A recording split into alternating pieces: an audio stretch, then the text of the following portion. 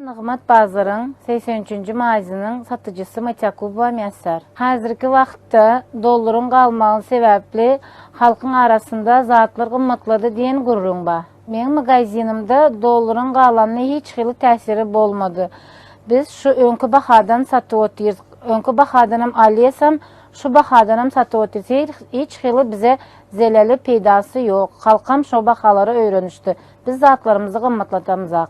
Halkın arasında dollar qalmağı bilen zatların qımmatladı diyen gurrunlara biz qıynalıyız. Çoğun yağlı gep gurrunlara biz qatı qıynaldık. Yani bizim magazinimizde zatlar qımmatlamadı. Şu önkü baxadan biz satı otuyoruz.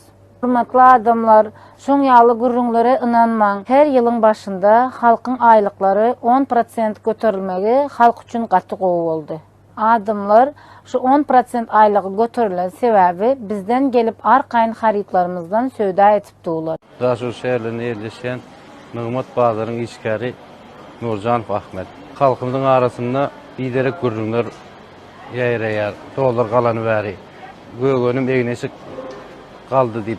Yani ol sözler biderek ben özüm şu şehirde iş yapıyorum, şu zatları özüm diri sayar.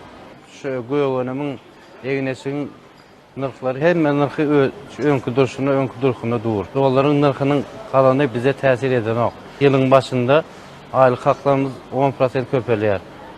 Sol sebeple biz hemen haritler yeterli oldu. Şu haritleri bizim alma mümkünçilimiz var.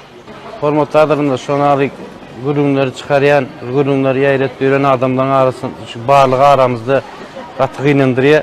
Bir derek gurrunları inanmang, dolar kaldı, Suudi Arabistan göğünlerimiz kaldı deyip onları yalı işler.